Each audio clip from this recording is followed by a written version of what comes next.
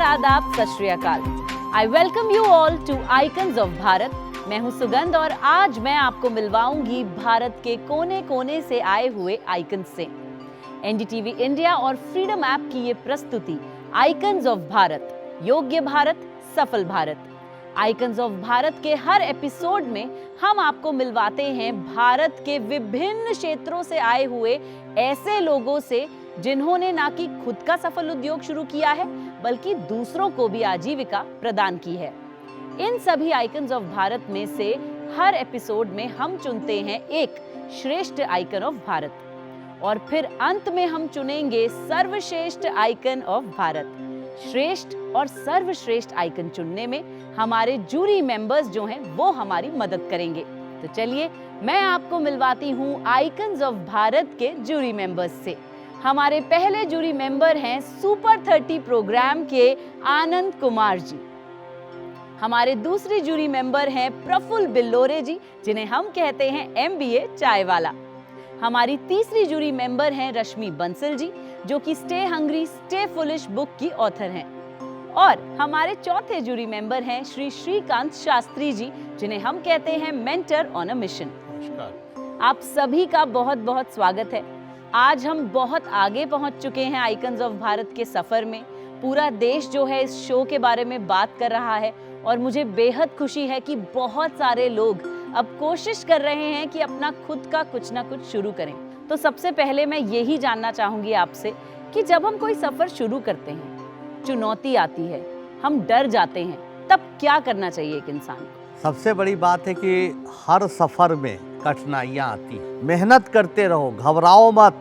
ये तो प्रकृति का नियम है कि रात जितनी गहरी होती है, जितनी अंधेरी होती है, सवेरा के तुम उतने करीब होते हो। इसलिए चुनौतियाँ जितनी बड़ी हो रही हैं, रास्ते उतने और आगे अच्छे आएंगे। जितने बड़ा विलेन तुम्हारे जीवन में आएगा, उससे बड़े हीरो बन के निकलोगे। इसलिए चुनौतियों को तुम स्वीकार करो। मुझे तो ऐसा लगता है कि जब तक आपको चुनौती आए, संघर्ष करोगे नहीं, आप घिसोगे नहीं, आप बनोगे नहीं। घिस घिस के शंकर बनते हैं। दूसरी चीज़, आप जितना ज़्यादा जिम्मेदारियों और जवाबदारियों से भागोगे, उतना ज़्यादा उनका भार बढ़ते जाएगा।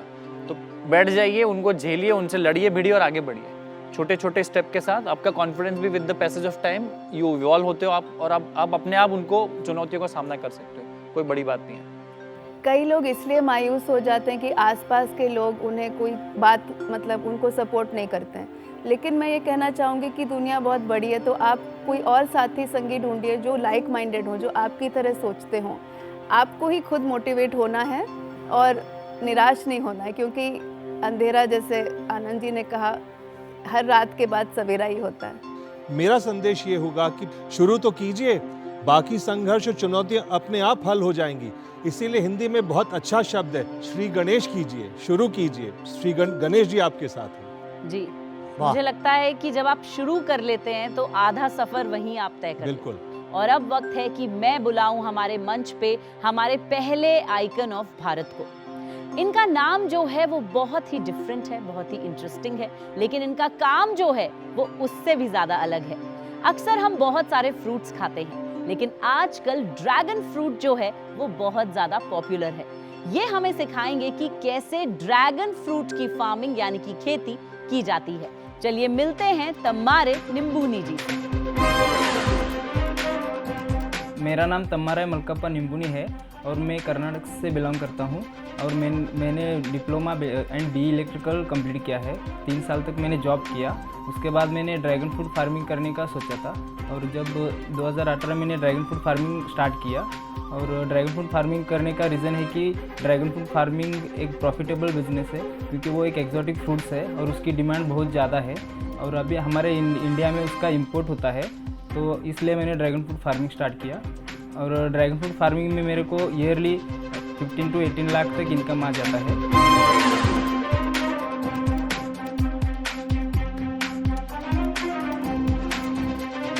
नमस्ते। नमस्ते नमस्ते। स्वागत है निम्बूनी जी आपका इस मंच पर। Thank you. सबसे पहले तो हम लोगों को, दर्शकों को ये बताइए कि ड्रैगन फ्रूट्स का मतलब क्या होता है, किसको ड्रैगन फ्रूट्स कहते हैं, और साथ साथ कैसे आइडिया आया कि इस तरह की खेती फार्मिंग की जाए। थोड़ी अपनी कहानी सुनाइए हम लोग। ड्रैगन फ्रूट फार्मिंग एक एक्जॉटिक फ्रूट है।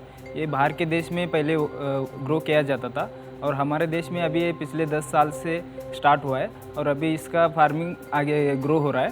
और ड्रैगन फ्रूट में 2 तरह के फल होते हैं, एक वाइट रेड और येलो एक रहता है। एक्चुअली मेरा सवाल ये है कि थोड़ा सा उसका स्वाद अलग है, मतलब जैसे इंडिया में हम आम खाते हैं, हम कोई भी फल में रस चाहते हैं तो उसका स्वाद थोड़ा फीका है। तो आप किस तरह से लोगों में प्रमोट करते हैं कि भाई इस फल खाने का फ़ायदा क्या है? ड्रैगन फ्रूट एक मीन्स हेल्थ के लिए हेल्दी फूड है और उसे सुपर फूड ही कहा जाता है। ड्रैगन फ्रूट में as compare to other fruits इसमें बहुत सारे न्यूट्रिएंट्स है, फाइबर, आयरन, इसलिए इसका हेल्थ के लिए बहुत अच्छा माना जाता है। और ड्रैगन फ्रूट जब आप फ्रेश खाते हो तो टेस्टी लगता है, मगर मार्केट में बहुत ज़्यादा दिन रखने के कारण वो थोड़ा सा उसका टेस्ट बिगड़ जाता है। मगर आप जब फ्रेश फ्रूट बाय करेंगे तो उसका टेस्ट बहुत अच्छा लगता है। इस फ्रूट्स का कहाँ आप बेचते हैं, कितना कमाते हैं, कितने लोगों को रोजगार देते हैं, आपका एजुकेशन क्या है, थोड़ा सा हल्का सा और विस्तार दीजिए। ड्रैगन फ्रूट फार्मिंग करने का आइडिया मेरे को 2016-17 में आया था। मैं जॉब करता था पहले, तो इंजीनियरिंग कंप्लीट होने के बाद मैंने 3 साल जॉब किया और जॉब करते समय मैंने मार्केट में देखा है ड्रैगन फ्रूट। तो उस समय मैंने उसके बाद रिसर्च किया उसको कितना पानी लगता है ये सब, तो उसको पानी भी कम लगता है और उसमें डिसीज़ भी बहुत सारे कम है और उसको जो स्प्रेज वगैरह लगता है वो बहुत ज़्यादा नहीं लगता है। तो इसलिए हमारा जो एरिया वो पानी कम है उधर और बारिश भी कम होता है, इसलिए वो फार्मिंग हमारे लिए बेनिफिट है, इसलिए मैंने ड्रैगन फ्रूट का चूज़ किया। तुम्हारे पहले क्या इंपोर्ट होता था ये? हाँ, पहले हमारे देश में नहीं था तो ये इंपोर्ट होता था और अभी भी जब हमारे देश में नहीं रहता है तो ऑफ सीजन में ये इंपोर्ट ही होता क्या है। प्राइस होता है इंपोर्टेड प्रोडक्ट जो मार्केट में बिकता है? 150 to 250 तक रहता है सर। पर किलो? नहीं, पर पीस पर नहीं, वो मार्केट में रहता है। आपका बचपन बताइए, आप शुरू से ये खेती बाड़ी के परिवार से आते हैं, आपने स्टडी क्या की है? आप मेरा एजुकेशन मराठी में कंप्लीट हुआ है और मेरे माँ बाप खेती करते पहले से ही, तो खेती में मुझे कुछ ज़्यादा मालूम ही नहीं था पहले। जब 10th था तो मैं गांव में गया था 1 साल के लिए, उधर ही स्कूल कंप्लीट किया 10th। तो उस समय में मेरे को नॉलेज आ गया खेती का कैसे करना है वो सब। तो बाद में मैंने डिप्लोमा लिया, डिप्लोमा के बाद BE इलेक्ट्रिकल में कंप्लीट किया और कंप्लीट होने के बाद मैं जॉब सर्च किया तो 1 साल मुझे जॉब नहीं मिला अच्छे से। तो बाद में 2 साल जॉब मिला और करते समय मेरे को सैलरी वो सब कम रहता है। तो आई थिंक मतलब ड्रैगन फ्रूट आपको ज़्यादा प्रॉफिटेबल लगा जॉब करने से? फार्मिंग इज पैसा more profitable than job if you do the okay. In good manner. तो कितना प्रॉफिट कमा रहे हैं अभी आप? अरे पहले ये बताएंगे कितने इलाके में, कितने एरिया में खेती कर रहे Production कितना हैं, है? कितना लोग आपके साथ, तब ना दर्शक समझेंगे कि आप कर क्या स्टार्टिंग रहे में हैं। मैंने बहुत ज़्यादा नहीं लगाया क्योंकि हमारे घर वाले उससे मना कर रहे थे क्योंकि उनको इसके बारे में कुछ नहीं मालूम था और लोग खाएंगे या नहीं वो भी नहीं मालूम था। तो स्टार्टिंग में मैंने सिर्फ 10 गुंटा लगाया था। 10 कितना? 10 गुंटा। तो स्टार्टिंग में 1 साल वो 10 गुंटा ही था, बाद में उसका अच्छा रेट मिला और मार्केटिंग भी इजी हुआ तो मैंने उसका 1 एकड़ लगाया। अभी हमारा टोटल 3 एकड़ का फार्म है, 1 एकड़ अभी नया है तो उसमें अभी फ्रूट नहीं आई है। 2 एकड़ में मेरा लास्ट ईयर 10 लाख कुछ अराउंड हुआ था, तो अभी इस साल मेरे को 20 लाख तक हो जाएगा प्रॉफिट। वाह, वेरी नाइस। बहुत अच्छा। इसमें खर्चा कितना होता है? सीड, फर्टिलाइजर जो भी है मिला के? स्टार्टिंग में इसको ज़्यादा खर्चा है as compare to other crops. इसमें स्टार्टिंग में 4 से 5 लाख तक का इन्वेस्ट लगता है, लेकिन बाद में खर्चा कम हो बाद जाता में इसमें बहुत खर्चा कम है सर। है। तो मतलब सैलरी से अच्छा पैसा मिल रहा है फिर आप? हाँ यस। इस तरह का फार्मिंग करें, इसके लिए आप क्या संदेश देते हैं, क्या गुरु मंत्र देते हैं? ड्रैगन फ्रूट फार्मिंग एक बहुत अच्छी फार्मिंग है, इसमें ज़्यादा डिसीज नहीं है और एक ऑर्गेनिक प्योर ऑर्गेनिक फ्रूट है। बाकी फ्रूट को बहुत ज़्यादा स्प्रे लगता है और वो बहुत ज़्यादा खर्चा रहता है। ये फार्मिंग बहुत प्रॉफिटेबल है क्योंकि अभी हमारे देश में इसकी डिमांड बहुत है और आगे जाके इसकी और डिमांड बढ़ेगी बिकॉज अभी बहुत ज़्यादा प्राइस होने के कारण गरीब लोग नहीं खा पाते इसको। ड्रैगन फ्रूट अभी आप फ़ायदा हो रहा है आपको, लेकिन अगर 3 साल पहले जब आपने जॉब छोड़ा, अगर जॉब में 15 लाख की उस टाइम पे सैलरी मिली होती तो क्या जॉब छोड़ के आते यहाँ पे? हाँ सर, आ जाता क्योंकि मेरे को खेती में बहुत ज़्यादा इंटरेस्ट है और सबके साथ रहना वो अलग बात है, फैमिली के साथ रहना और फ्रीडम मिलता है। बाकी satisfaction is very important for me. तुम्हारे थैंक यू वेरी मच। आपका स्टोरी इतना इंटरेस्टिंग है क्योंकि ड्रैगन फ्रूट कोई कॉमन फ्रूट नहीं है, लेकिन आपने इसको सक्सेस बनाया है। आपने सबको मैसेज दिया है कि आप सिर्फ इंजीनियरिंग करके आपको बोरिंग जॉब भी नहीं करना है, आप सोसाइटी को कंट्रीब्यूट कर सकते हो, इंडिया की एग्रीकल्चर को इम्प्रूव कर सकते हो। Congratulations and best wishes. जो व्यक्ति लीक से हट कर सोचा, कोई नई चीज इजाद किया, वही विजेता बना। क्या बात। बहुत बहुत धन्यवाद।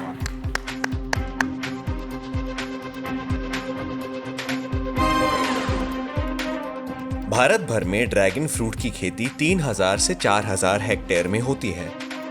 देश में ड्रैगन फ्रूट की सालाना पैदावार तकरीबन 12000 टन।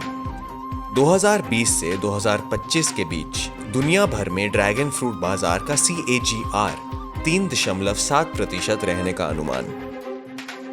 तो चलिए अब मैं आपको मिलवाती हूँ हमारी अगली आइकन ऑफ भारत से। ये तो आप जानते ही हैं कि देश में कितनी सारी महिलाएं पापड़ बनाती हैं, हर रोज फरजान बनाती हैं, अचार बनाती हैं, लेकिन चंद ऐसी महिलाएं हैं जो इस शौक को एक उद्योग में तब्दील कर देती हैं। इन्हें मैं बुलाती हूँ the papad lady of India. चलिए आपको मिलवाती हूँ शालिनी अग्निहोत्री जी से, जो आई हैं लखनऊ से।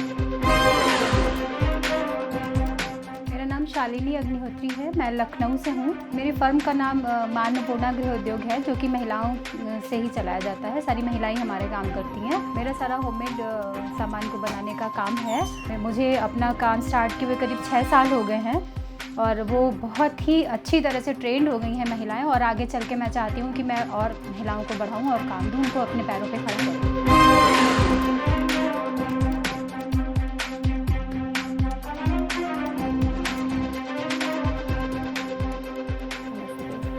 शालिनी जी नमस्कार। आपकी पापड़ की कहानी बताइए, कब चालू करी, अभी कितना बड़ा बिजनेस है और सब कुछ बताइए, कहाँ से चालू किया सब कुछ। मेरा नाम शालिनी अग्निहोत्री है, मैं लखनऊ से हूँ।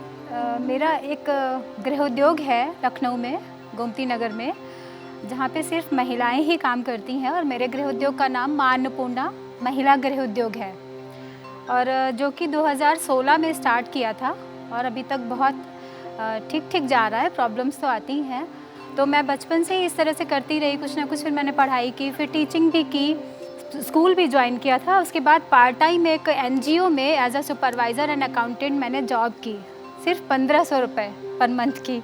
मेरी जब बेटी आई 2009 में, तो फिर मुझे वो टीचिंग वाली जॉब छोड़नी पड़ी।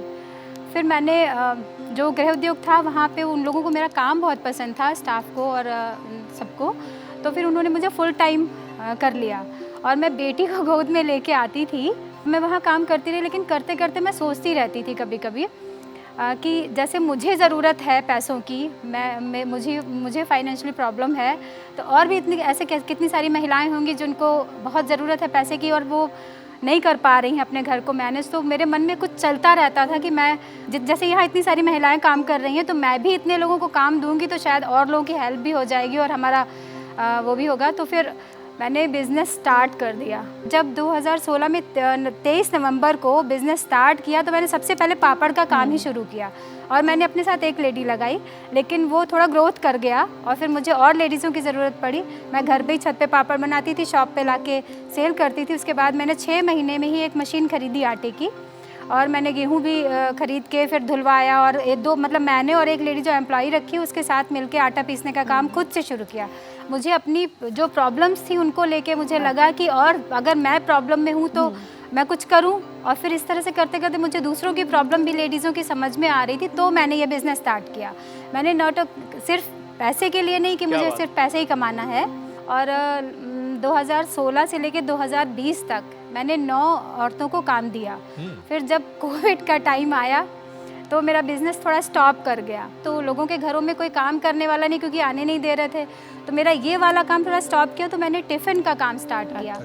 मैंने खुद से टिफ़िन्स बनाए, और जिनके घरों में प्रॉब्लम थी, सर्वेंट नहीं थे और वो खुद भी बीमार थे, पहले तो बीमार प्लस खाना भी नहीं मिल रहा उनको क्योंकि वो बीमार है, बना नहीं पा रहे हैं। अभी मेरा टिफ़िन का काम भी स्टार्ट हो गया तभी से। इतना कॉन्फिडेंटली बता रही है, मैं बीच बीच में वीडियो भी देख रहा था किस तरह से आप कॉन्फिडेंटली अपने टीम के साथ शॉप में काम कर रही हैं।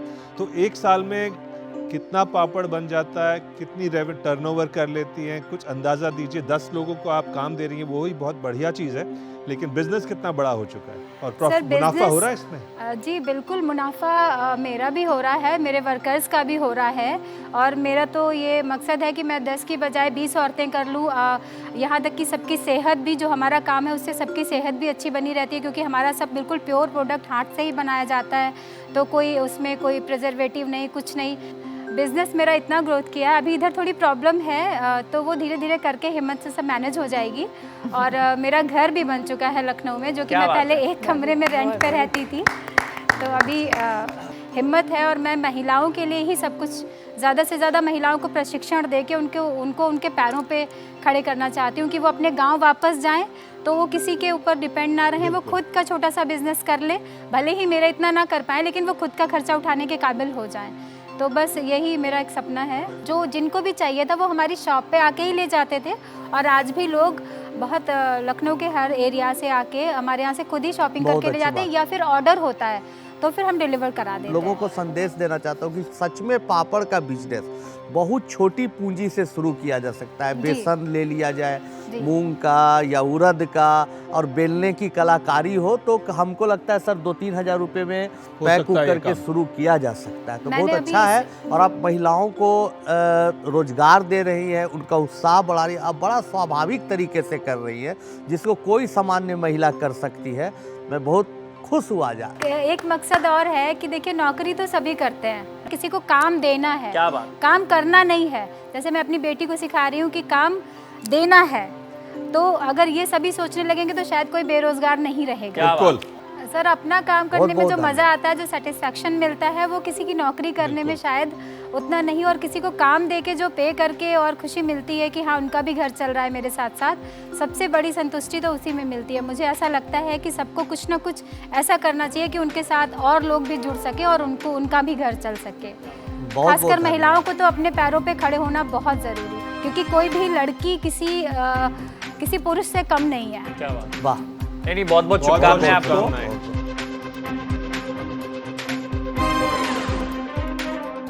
पापड़ उत्पादन व्यवसाय में 25 से 30% तक मुनाफा। इस कारोबार में मुनाफे के लिए कम से कम 6 महीने जरूरी। पापड़ कंपनी 10 लाख रुपए के निवेश के साथ खोली जा सकती है।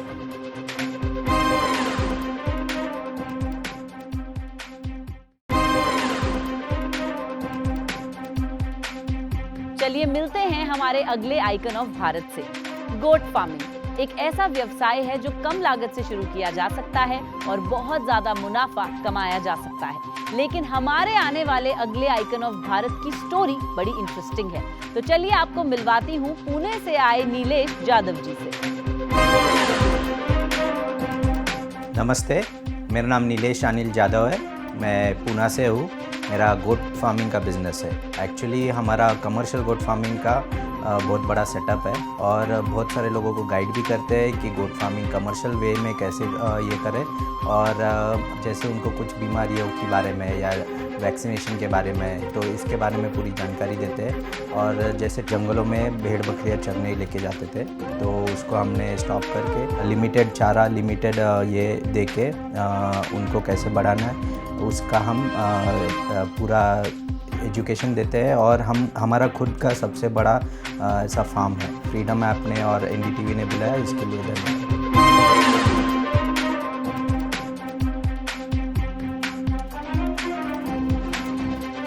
नमस्ते। नीलेश जी, आपका इस मंच पे बहुत बहुत स्वागत है। कुछ साल पहले आप IT कंपनी में काम कर रहे थे, और अब आप बकरियों का पालन पोषण कर रहे हैं, उसका बिजनेस कर रहे हैं। तो ये सफ़र कैसे शुरू हुआ, आपने क्यों ये रास्ता चुना? थोड़ा अपना कहानी आप हमें समझाएं। मेरा नाम नीलेश अनिल जादव है। मेरा कपिला कृषि एंड गोट फार्म बोल के फार्म है।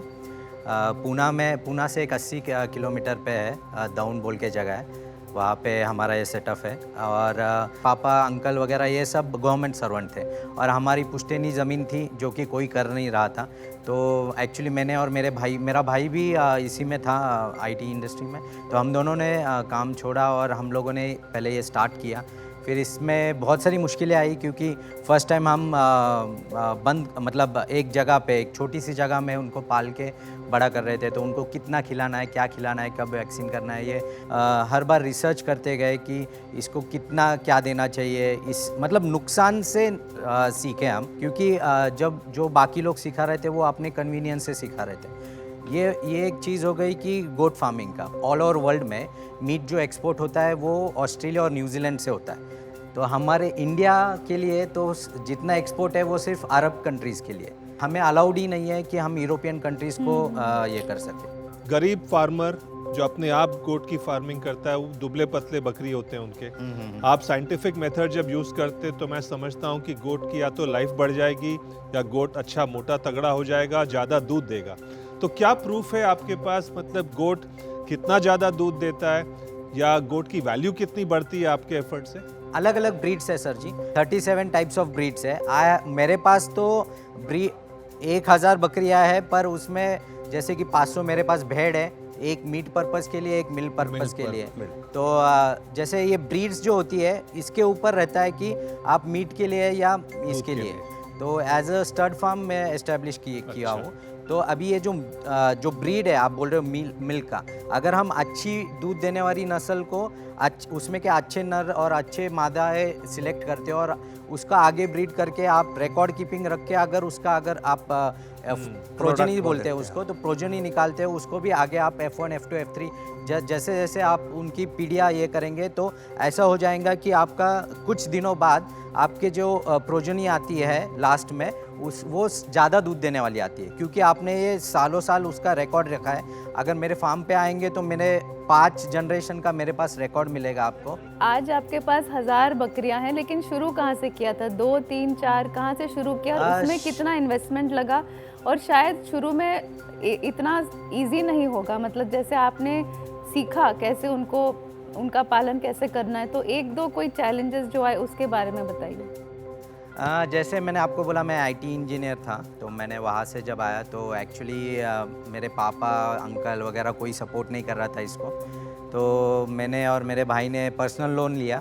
पर फर्स्ट सेटबैक ऐसे हुआ कि हम लोगों ने ये एक साइलेज बनाने का पिट बनाया था, जो कि बन रहा था, कच्चा था, और उसी टाइम पे बारिश आ गई और वो पूरा कोलैप्स हो गया। हमारा प्लान था 200 से स्टार्ट करने का, पर एंड अप मेरे पास थोड़ा फाइनेंशियल क्राइसिस आ गए तो हमने 25-50 से स्टार्ट किया था, क्योंकि मैंने फार्म तो बड़ा ये कर लिया था, पर 25-50 से मैंने स्टार्ट किया था। अच्छा नीलेश भाई, तो अभी आपको मार्केट में सब बोलते हैं नीलेश बकरी वाला, ऐसा करके चढ़ाते लोग? बुलाते हैं बोलते गोट मैन बुलाते हैं मेरे को। गोट मैन बकरी वाला नहीं बोलते?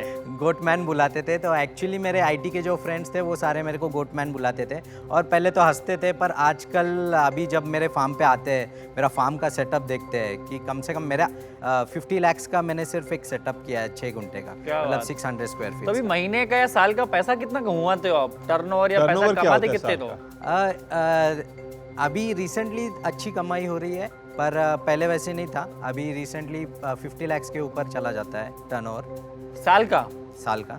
और भी बहुत सारे मैंने चीज़ें अभी चालू किए, जैसे कि हमारा बाजार था पहले, जो जैसे भेड़ बकरियों बेचने के लिए क्या होता था, हाट बाजार। उसमें क्या होता था, एजेंट लोग होते थे, वो छुप के जैसे सेल कर रहे हैं।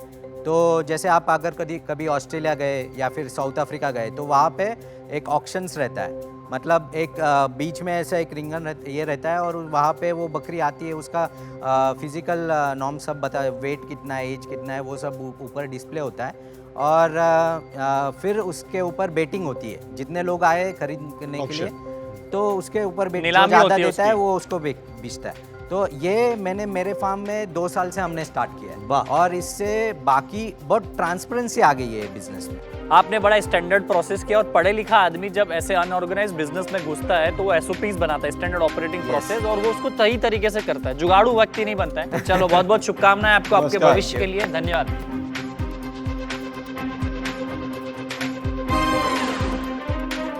भारतीय बीटल बकरी बाजार 420 करोड़ रुपए है।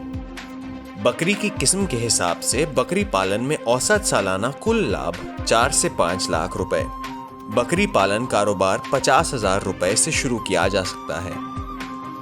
देश में कितने ऐसे लोग हैं जो रेडियो जॉकी बनना चाहते हैं, लेकिन ये एक अलग ही किस्म के इंसान हैं जिन्होंने रेडियो जॉकी की जॉब छोड़कर अपनी जीरो वेस्ट जूस शॉप खोली। क्या है इनकी कहानी, चलिए जानते हैं आनंद राज जी से। नमस्कार, मेरा नाम राजा है और मैं बैंगलोर से हूँ।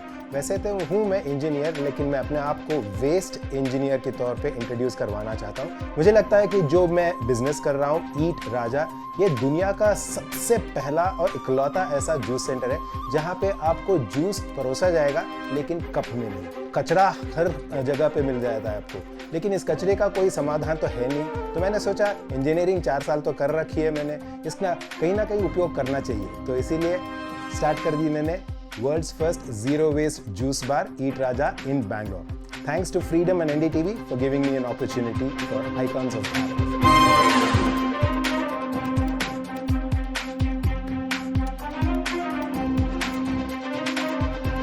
नमस्ते। नमस्कार। रेडियो की दुनिया, आवाज़ की दुनिया, संगीत की दुनिया, एक ग्लैमर की दुनिया को छोड़कर इस जूस की दुनिया में आप कैसे आए और अभी क्या कर रहे हैं, ये कहानी हम लोग सुनना चाहते हैं। ज़रूर सर। एक्चुअली हुआ है कि मैंने कभी प्लान नहीं किया था मैं अपनी रेडियो की ज़िंदगी छोड़ के एक दिन जूस बेचने का काम करूँगा, और मेरे पेरेंट्स भी नहीं चाहते थे कभी, और ख़ासकर मेरे डैड तो कभी चाहते ही नहीं थे कि हम लोग इस बिज़नेस में आए, क्योंकि उन्होंने शायद बहुत पहले से ही देखा हुआ था कि ये बहुत मुश्किल वाला काम है, और इसीलिए उन्होंने हमें इंजीनियरिंग पढ़वाई। और इंजीनियरिंग के बाद रिसेंटली जब उनकी डेथ हो गई, उसके बाद ये बिज़नेस चलाने वाला और कोई था नहीं, सिर्फ मेरी मॉम थी। तो माताजी ने बताया कि ठीक है चलो मैं ही चला लेती हूँ अगर और कोई नहीं है तो, क्योंकि उन दिनों मैं रेडियो में काम कर रहा था। तो उन्होंने जाके दुकान पे बैठना शुरू किया, तो मुझे भी कहीं पे थोड़ा चुभने लगा था कि मैं तो रेडियो जॉकी हूँ और माँ दुकान में जाके बैठ रही है। तो मैंने सोचा ठीक है, बहुत हो गया रेडियो पे बक बक करना अब थोड़ा सा काम करते हैं। तो मैं आ गया अपने मॉम को हेल्प करने के लिए। तो दुकान पे माँ बैठी थी अकेली, तो मैं आया और देखा कि तो उस टाइम में मैंने सोचा कि हर एक जूस सेंटर से बहुत कचरा निकलता है। यानी कि अब कोई भी जूस सेंटर ले लो, paper cup, plastic cup, straw और टिश्यू के बिना तो कोई बिजनेस करता ही नहीं है। उस हिसाब से मुझे ऐसा लगता है कि मैं दुनिया का इकलौता इंसान हूँ, और मुझे बहुत गर्व फील होता है, बहुत अच्छा महसूस होता है कि मैंने पिछले 1500 दिनों में एक दिन भी मैंने paper cup, plastic cup, straw नहीं यूज़ किया है, टिश्यू नहीं किया है, इस्तेमाल नहीं किया। जूस का पार्सल कभी दिया नहीं है मैंने, ना मैंने कोई भी किस्म का कोला इस्तेमाल किया है। No colouring agents, no added flavours, जो जैसा है उसी को एकदम अतरंगी स्टाइल में मैंने प्रेजेंट करना शुरू कर दिया। यानी कि जो फ्रूट होता है उसी फ्रूट के अंदर मैंने जूस भर के देना शुरू कर दिया। कई सारे ऐसे जूसेस हैं जो पीने के बाद वो खा भी सकते हैं, यानी कि जूस पीने के बाद, खाने के बाद आपके हाथ में बचेगा क्या? कुछ नहीं, यानी कि ज़ीरो। सो लोगों को मैं समझाने लगा आपकी वजह से कोई कचरा नहीं निकला, यानी कि आपकी वजह से धरती माँ को कोई नुकसान नहीं हुआ, तो आप बन गए ज़ीरो हीरो। जब ऐसे बोलता हूँ तो उनके चेहरे पे जो हंसी आती है वो मेरे लिए सबसे ज़्यादा खुशी देने वाली चीज़ है। इसी तरीके से करते करते मैं बन गया शायद दुनिया का सबसे पहला और इकलौता ज़ीरो वेस्ट जूस बार गई। अच्छा, ये कहानी बड़ी इंटरेस्टिंग है। पिताजी ने चालू किया, माताजी ने साथ दिया, फिर आप इसको अब आगे दौड़ा रहे हैं। आपका भविष्य कहाँ जा रहा है और अभी कहाँ हैं आप in terms of finance, in terms of numbers? क्योंकि बिजनेस में है, बैंगलोर से आप आते हैं, तो नंबर के बिना तो हम बात हो ही नहीं सकती, तो वो बताइए थोड़ा। प्रोफेसर, जैसे कि आपको बताया, रेडियो की जो जिंदगी है ऑलरेडी सेलिब्रिटी वाली जिंदगी है। मुझे लगा कि अरे यार, इससे बढ़िया और कोई काम हो ही नहीं सकता। यानी कि आपको ऐसा कौन सा दिन मिलेगा जहाँ पे AR रहमान, आलिया भट्ट सबको इकट्ठे एक ही साथ देख के मिल सकूं और फोटो भी ले सकूं। इतनी अच्छी जिंदगी थी। मैंने सोचा इससे और कोई नई जिंदगी नहीं चाहिए। लेकिन अब मुझे लग रहा है, जब से मैंने ये ज़ीरो वेस्ट का बिजनेस शुरू किया है, रेडियो की ज़िंदगी से ज़्यादा कामयाबी मैंने यहाँ पे पाई है। और दूर दराज के लोग, जैसे कि पटनी टॉप से मुझे एक कॉल आया था, तो उन्होंने बोला कि आपका जो आइडिया है बहुत अच्छा लगा मुझे। कभी कारवार बीच से आता है, भुवनेश्वर से आता है और दार्जिलिंग से आता है। तब मुझे लगने लगा कि अरे यार, सच में ये जो चीज़ मैं कर रहा हूँ, ये लोगों को कहीं ना कहीं लग रहा है कि अरे यार, इसको मुझे भी करना चाहिए, यानी कि मुझे भी ज़ीरो हीरो बनना चाहिए। तो मुझे अब लग रहा है कि this is the way, this is the future, sustainability is here to stay. आपने अलग काम किया है, बहुत अच्छा काम किया। आपका सपना क्या है? रेडियो जॉकी होना, लोगों को हंसाना, एक ग्लैमर की दुनिया से आके यहाँ है। आज भी आपको लोग जान रहे हैं, देश में लोग आपसे सीखना चाहते हैं, लेकिन 10 साल बाद, 12 साल बाद आप अपने आप को कहाँ देखते हैं? सर, जैसा कि आपने कहा, ये जो जूस का बिजनेस है, मुझे लगता है कि इस वजह से मैं काफ़ी पॉपुलर हूँ। रेडियो जॉकी बनने से ज़्यादा पॉपुलर बन चुका हूँ मैं। और मुझे लगता है कि ईट राजा सिर्फ बैंगलोर मल्लेश्वर में रहेगा तो ज़्यादा लोग इसको एक्सपीरियंस नहीं कर पाएंगे। तो जब मैंने शुरू किया था, मैंने ऑलरेडी डिसाइड कर रखा था कि मुझे जूस नहीं बेचना है, मुझे तो बेचना है एक कॉन्सेप्ट। जब मैं लोगों को बताता हूँ आप बन गए ज़ीरो हीरो, उनके चेहरे पे जो हंसी आती है ना, ये हर एक भारतीय को मिलना चाहिए, हर एक इंडियन को मिलना चाहिए। यानी कि दुनिया में जितने भी लोग हैं उनको ऐसा महसूस होना चाहिए कि अरे यार, मेरी वजह से अगर मैंने कुछ बड़ा नहीं किया है, कम से कम मैंने तो कुछ नुकसान नहीं करवाया। अगर ये फीलिंग सब में आ गई तो मुझे लगता है कि इकट्ठे सब लोगों मिलके कोई कचरा नहीं निकलेगा। और पैसा कितना कमाते हो, नंबर्स का खेल क्या है आप? एक आउटलेट है क्या अभी? अभी 4 आउटलेट। 4 आउटलेट है। तो पहले एक था, तो जब मैंने शुरू किया था लोग हंस रहे थे कि ये क्या कर रहा है, तो ये क्या तरबूज के अंदर जाके डाल रहा है। और मैं अपने बहुत अतरंगी तरह से उसका नाम भी रखता था, this weekend no booze only तरबूज। तो लोग देते कि ये क्या कर क्या रहा है, ये तरबूज का जूस बेच रहा है, क्या बेच रहा है। मेरे कैप्शंस भी बहुत अलग है। जब आपकी मूवी सुपर 30 रिलीज हुई थी, मैंने कहा अरे यार, कैसे इस मूवी को जूस के साथ कैसे शादी किया जा सकता है। मैंने सोचा कुछ ना कुछ अतरंगी तो करना ही करना है। मैंने बोल दिया super 30 juice now available at eat Raja. लोग ये क्या सुपर 30 जूस क्या है, क्या 30 जूस फ्री में दे रहे हैं क्या? मैंने कहा आ जाओ। ये पूरा मैथमेटिक्स के बारे में था, तो मैंने कहा आप आइए हमारे दुकान पे, मैं आपको एक बहुत सिंपल सा एक पजल दूंगा, अगर अपनी 30 सेकंड में सॉल्व कर दिया, ये जूस आपका हो जाएगा। क्या बात, ये हो गया सुपर 30 जूस। सर, रॉयल्टी दिया था इनको क्या? हाँ, मैंने टैग भी किया है। टैग रॉयल्टी नहीं होता बॉस। सर, रॉयल्टी दे देंगे। कोई बात नहीं, मैं लेके भी आ गया। बस जूस पी लेंगे, हो जाएगा रॉयल्टी। लेकिन इस जीरो वेस्ट जूस सेंटर की वजह से पता नहीं कहाँ से कॉल्स आने लगे। तुर्की से आया, अफ्रीका के नाम भी नहीं सुना है, माली, वहाँ से मुझे कॉल्स आए, और मोम्बासा से मुझे मैसेज आए, पाकिस्तान से भी बहुत सारे मैसेजेस आए। मेरे सारे जूसेस उसी फॉर्मेट के अंदर हैं। अगर मान लीजिए कि ये ड्रैगन का फ्रूट है, ये तो हम खा नहीं पाएंगे, लेकिन मैंने सोचा ठीक है, इतने सारे इंडिया में इतने सारे गाय, भैंस, बकरी है, उनको खाना भी ठीक से नहीं मिलता। तो मैंने सोचा ये जो चीज़ें हैं, जो फ्रूट्स जो हम नहीं खा पाएंगे, तो इसको हम गाय को खिला देंगे। पहले बार जब मैंने सोचा, मुझे लगा कि इम्पॉसिबल है, नामुमकिन है। जैसे जैसे करता गया, अब मैं पीछे मुड़ के देखता हूँ, 1500 दिन हो गए हैं, 4 साल से मैंने एक भी कचरा नहीं निकाला है। आपका इंजीनियरिंग नॉलेज में टेस्ट करता हूँ, चीकू जैसे फल में कैसे करेंगे आप? सर, चीकू भी बनाता हूँ मैं, चीकू का पूरा निकाल देता हूँ, चीकू के अंदर ही जूस डाल के देता हूँ। पर ये क्वांटिटी बहुत कम नहीं हो जाती, फिर पैसे कैसे लेते हो? इसीलिए तो बोलता हूँ इसका नाम है चिल्ली गुआवा शॉट्स। यानी कि ये शॉट्स जो है ना, ये जो यंगस्टर्स होते हैं ना, उनको बहुत भाती है। यार, ये बंदा आरजे था, पूरा ज्ञान उसने फ्रूट्स बेचने में लगा दिया। प्रोडक्ट तो बढ़िया बना है, तो आप मार्केटिंग तो उस्ताद हो बस। नहीं, सर, सब आप ही लोगों से सीखा है मैंने। आपका अभी भी लगता है पैसे पर ध्यान नहीं है। वो अच्छी बात है, अच्छी बात है। आपकी रुचि इस काम में है, जितना पैसिनेट है, उसको मैं प्रणाम करता हूँ। बहुत अच्छा काम कर रहे हैं। और याद रखिएगा, हम दर्शकों को भी बता रहे हैं अपने अनुभव के आधार पर, आप पैसे के पीछे भागिएगा, गणित बनाने के पीछे भागिएगा, कुछ नहीं होगा। आप प्रोडक्ट पर पूरा ध्यान दीजिएगा, पैसे अपने आप। क्या बात। जब मैंने शुरू किया था, मैंने 13 साल रेडियो में निकाल दिए थे, तो 13 साल में मैंने कभी अपना खुद का घर नहीं बना पाया। लेकिन पिछले 4 साल से जितना मैंने बिजनेस किया है, इसमें से जब आने से पहले ही मैंने एक फ्लैट बुक करके आया हूँ। और इससे मैं कहना चाहता हूँ कि अगर तहे दिल से, अच्छे दिल से अगर कोई भी काम करेंगे ना, एक तो मैं फेमस हो ही गया हूँ, अब क्या है, थोड़ा पैसा बनाना है, वो तो बना ही रहा हूँ। अब आपकी इंटरेस्टिंग कहानी, मतलब मेरे जैसे लग रहे हो कि आप। बिल्कुल सर, बिल्कुल। मैं चाय वाला हूँ, आप जूस वाले, तो आपको बहुत बहुत शुभकामनाएं आपके फ्यूचर के लिए। बहुत शुभकामनाएं। All the best.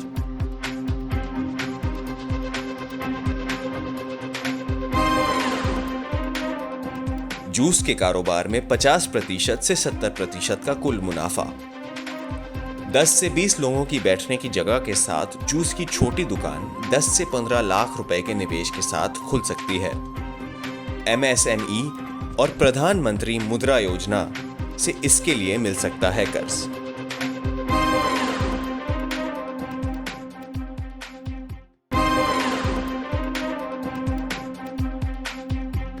आगे बढ़ते हैं और बुलाते हैं हमारे अगले आइकन ऑफ भारत को। हम पूरा दिन बिता सकते हैं अपने मोबाइल फोन के साथ। ऐसे समय में एक नई जो है श्रेणी डेवलप हुई बिजनेस ओनर्स की, एंटरप्रेन्योर्स की, जिन्हें हम कहते हैं इन्फ्लुएंसर्स, जो अपने इन्फ्लुएंस के थ्रू लोगों को प्रोत्साहन देते हैं, लोगों में सामान जो है वो बेच भी देते हैं। तो आइए मिलते हैं दिल्ली की शिवाली गोहरी से, जो है एक इंस्टाग्राम इन्फ्लुएंसर। नमस्ते, मेरा नाम शिवाली गौहरी है और मैं एक इंस्टाग्राम इन्फ्लुएंसर हूँ। लॉकडाउन की वजह से मेरी कंपनी बंद हो गई, तब मैंने ठाना कि मैं अपनी इंस्टाग्राम प्रोफाइल को और आगे बढ़ाऊंगी और उसी तरह से 3 महीने के अंदर अंदर मैंने अपने 500 से 13,000 फॉलोअर कर लिए और मेरा सपना यही है कि मैं अपना खुद का ब्रांड बनाऊं, अपनी नाम और अपनी पहचान बनाऊं इस दुनिया में इंस्टाग्राम के ज़रिए। और मुझे यहाँ पे बुलाने के लिए मैं बहुत बहुत धन्यवाद बोलना चाहती हूँ।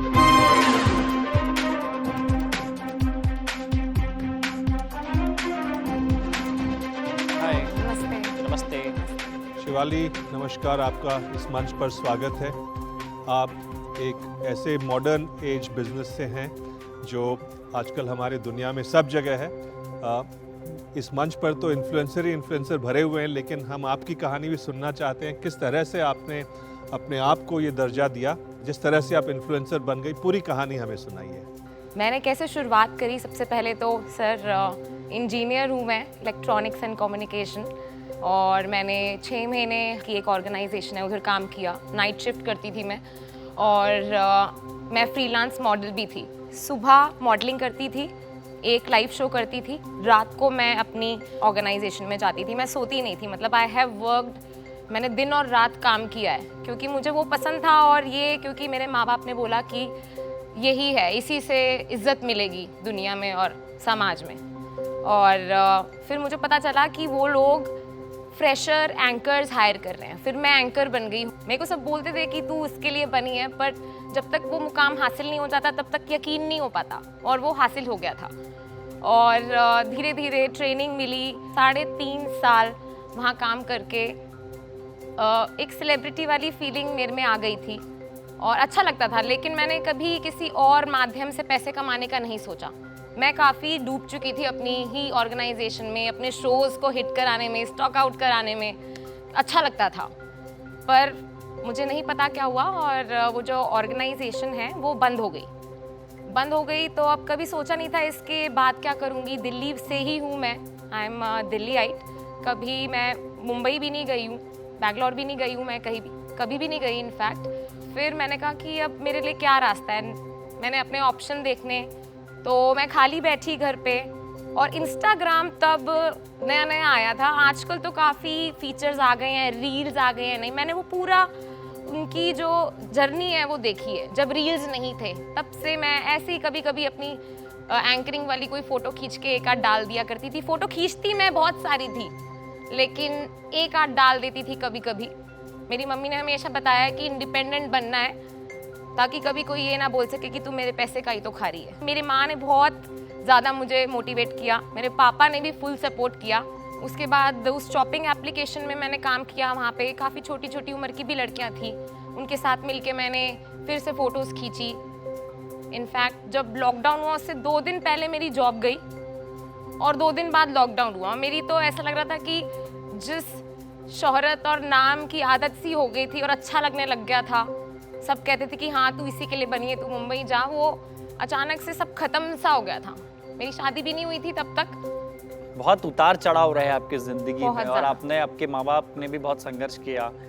अभी आप क्या करते हैं और कैसे पैसा कैसे कमाते हैं, या क्या किस चीज़ आपको बिस्तर से सुबह उठाती कि मुझे आज जागना और दिन भर मुझे काम करना है, और रात में जब आप सोते हैं तब आपको सेटिस्फेक्शन होता है, तो वो क्या करते हैं अभी आप? हाँ, एक गांव का, देहात का भी एक लड़का एक लड़की देख रही हो इस प्रोग्राम को, Yes. तो उसको एकदम सिंपल लैंग्वेज में, एकदम सरल भाषा में समझाइए कि इंस्टाग्राम से कैसे पैसे कमाया जा सकता है और कितना कमाया जा सकता है। मेरे को कोरोना और लॉकडाउन ने सिखाया सर ये, अगर कोई गांव में भी मुझे कोई देख रहा है तो इंस्टाग्राम पे मैंने लॉकडाउन में अपनी हर एक हॉबी को शेयर किया है। क्या बात। अगर मैं गाना गाती थी तो मैं इंस्टाग्राम पे लाइव चली गई, अपनी छत पे खड़ी होके जितने भी गाने मुझे आते हैं, चाहे वो 1 या 2 लाइन में गाती थी, और तारीफें भी मिलती थी, कभी कभी बुरे कमेंट्स भी मिलते थे, और धीरे धीरे फिर तो वो बुरे कमेंट्स कभी कभी बहुत ज़्यादा दिल पे लगते थे और ठेस पहुंचती थी कि तो इज्जत पे मेरी लांछन उछाला जा रहा है। लेकिन मैंने वहाँ भी हार नहीं मानी, मैंने गाना गाया।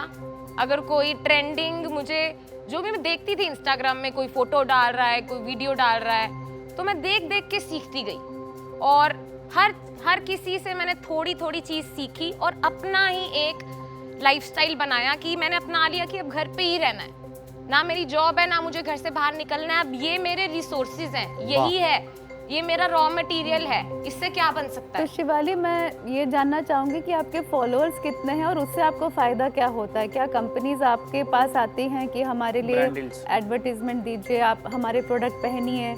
इन्फ्लुएंसर का जो लाइफस्टाइल होता है और उसके साथ क्या मतलब कैसे पैसे कैसे बनते हैं? जी बिल्कुल। 500 फॉलोअर मैम मैंने शुरू किए थे जब 500 थे, जब ऐसे ही हॉबी के तौर पे करती थी, और 500 से 3 महीने के अंतराल में मैंने 13,000 फॉलोअर तक पहुंच गई। मैं रोज के मैं अपनी 3 पोस्ट डालती थी, 2 स्टोरी मेरी होती थी और बाद में रील्स भी आ गए थे, तो रील्स भी मैंने बनाने की अपने आप कोशिश की। तो मेरे अभी कितने फॉलोअर्स हैं आपके? अभी मेरे अराउंड 13,000 ही फॉलोअर्स। क्या बात। और इसमें से पैसे कितने बन जाते हैं उस फॉलोअर्स से? एंडोर्समेंट के जरिए, ब्रांड प्रमोशन के जरिए कितना रेवेन्यू आ जाता है फिर? रेवेन्यू सर कोई फिक्स नहीं है, एवरेज मंथली? एवरेज 20 से 30,000 मेरा अभी आ रहा है, 13,000 फॉलोअर महीने का। चलते चलते गाना सुना के जाइए कुछ, जो जिसको कुछ हम एंटरटेन करके जाइए पर गाती है उसको, उससे गारंटी 4 फॉलोअर्स और बढ़ जाएंगे। हाँ बिल्कुल। आपकी नजरों ने समझा प्यार के काबिल मुझे, दिल की ये धड़कन ठहर जा, मिल गई मंजिल मुझे, आपकी नजरों ने समझा। Thank you very much. वैसे मैं बाथरूम सिंगर हूँ सर। नहीं, we are so proud of you and you are such an amazing काम कर रहे हैं आप। मालूम है कि आगे चलते चलते आपके फॉलोअर्स और बढ़ेंगे, आपका रेवेन्यू बढ़ता रहेगा। आपको बहुत बहुत शुभकामनाएं। Please, all the best. Thank you for your time. Thank you.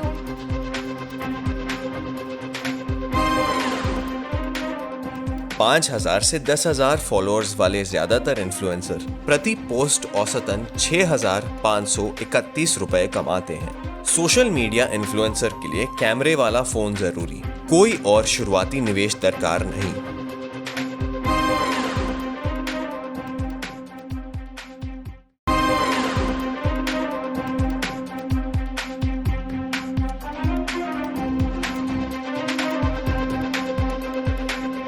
चलिए, जब तक हमारे जूरी मेंबर्स ये निर्णय लेते हैं कि कौन होंगे आज के श्रेष्ठ आइकन ऑफ भारत, मैं आपको एक इंटरेस्टिंग बात बताती हूँ। हर बार तो मैं आपके साथ कोई ना कोई डेटा शेयर करती हूँ, आज मैं अपनी जिंदगी की एक छोटी सी स्ट्रगल की स्टोरी जो है आपको सुनाती हूँ।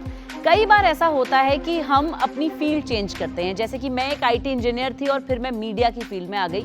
मैं फेसबुक पे गई और मैंने बहुत सारी ऐसी कम्युनिटीज ज्वाइन करी जो एंकर्स जो हैं हायर करते हैं इवेंट्स के लिए या टीवी प्रोग्राम्स के लिए। मैंने हर एक व्यक्ति को मैसेज किया, जितने लोगों का मेरे पास फ़ोन नंबर था मैंने सबको फ़ोन किया और तब जाके मुझे मेरा पहला इवेंट मिला जिसके लिए मुझे 7,000 रुपये दिए गए थे। इस चीज़ से मैंने ये सीख ली कि ज़िंदगी में काम मांगने में कभी भी शर्माना नहीं चाहिए। आपके पास अगर कोई स्किल है, कोई कौशल है, तो उसके बारे में सबको बताना चाहिए। चलिए, अब मैं दरख्वास्त करूंगी हमारे जूरी मेंबर्स से कि वो इस मंच पे आएं और हमें बताएं कौन है आज के श्रेष्ठ आइकन ऑफ भारत।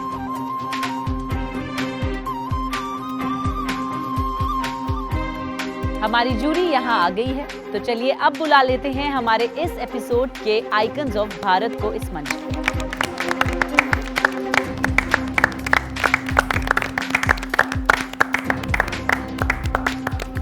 तो चलिए, अब मैं दरख्वास्त करूंगी प्रफुल्ल जी से कि वो हमें बताएं कौन है आज के श्रेष्ठ आइकन ऑफ भारत। पिछले 10 वीक से हमको इंटरेस्टिंग स्टोरी मिली, 40-50 आइकन्स हमें मिले, उनका अलग स्टोरी, उनका अलग कहानी। आज भी वही था, सब अलग विभिन्न प्रकार की कहानियाँ, उनका संघर्ष। बट फाइनली हम सभी चारों लोगों ने डिसाइड किया कि आनंद राज जो बैंगलोर के हैं वो आज के विजेता है। वो सिर्फ विजेता है, बाकी आप लोग भी बरोबर विजेता ही है। तो आनंद राज आप आइए, आपको बहुत बहुत शुभकामनाएं और आज है आप आज के श्रेष्ठ आइकन ऑफ भारत। बहुत बहुत शुभकामनाएं।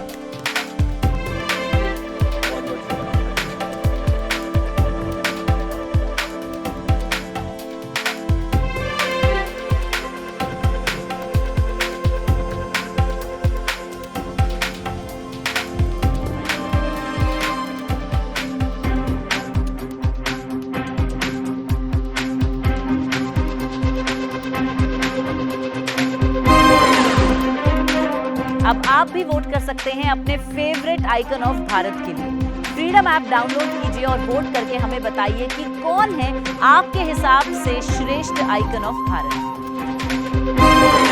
और आपके वोटों के आधार पे ये हैं पिछले एपिसोड के श्रेष्ठ आइकन। आप भी चुन सकते हैं कि कौन है आपके favourite contestant. Freedom app download कीजिए और अपने फेवरेट कंटेस्टेंट के लिए वोट कीजिए। एनडीटीवी इंडिया और फ्रीडम ऐप की ये मुहिम आइकन्स ऑफ भारत सिर्फ इसीलिए है ताकि हम देश में कुछ बदलाव ला सकें। हम आपको प्रेरित करना चाहते हैं कि आप भी खुद का व्यवसाय शुरू करें और एनवायरनमेंट का भला करें, देशवासियों का भला करें। जाते जाते सिर्फ इतना कहना चाहूंगी कि जोदी तोरे डाक शुने कोई ना, शे तौबे एकला चलो रे। बंगाली की ये लाइनें सिर्फ इतना कहती हैं कि अगर आपकी कोई पुकार नहीं सुन रहा तो अकेले चलो, शुरुआत तो करो। दिस इज योर होस्ट सुगंध शर्मा, साइनिंग ऑफ।